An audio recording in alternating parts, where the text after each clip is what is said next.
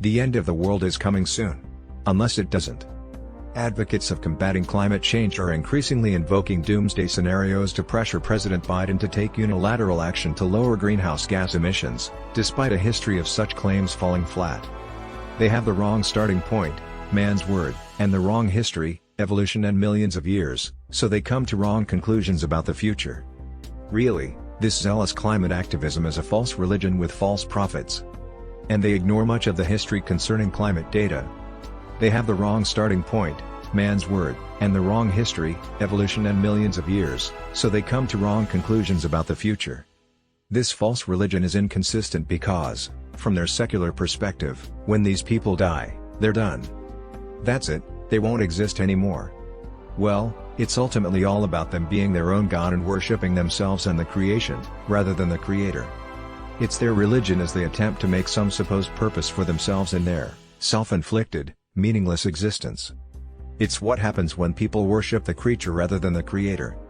The only true Creator has promised, while the earth remains, seed time and harvest, cold and heat, summer and winter, day and night, shall not cease.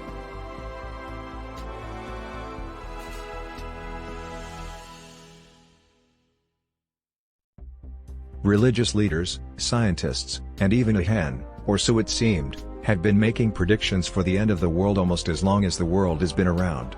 They've predicted the destruction of the world through floods, fires, and comets. Luckily for us, none of it has come to pass.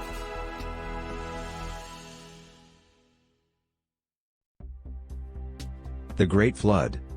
Johannes Stauffacher, a respected German mathematician and astrologer, predicted that a great flood would cover the world on February 25, 1524, when all of the known planets would be in alignment under Pisces, a water sign. Hundreds of pamphlets announcing the coming flood were issued and set in motion a general panic. Count von Igelheim, a German nobleman, went so far as to build a 3-story Arkansas. Though there was light rain on the day of the predicted flood, no actual flooding materialized. Beliefs in the end of the world, loosely speaking, eschatology, generally from a massive cataclysm, appear in many cultures, especially those with creation myths. Those who believe this end of the world is imminent, that is, apocalyptic believers, have produced a vast literature focused on the destructive nature of the end of the physical creation. By creating this sense of an ending, these catastrophic scenarios knit up a culture's cosmogony in a great cycle of time during which creation lives out its allotted span.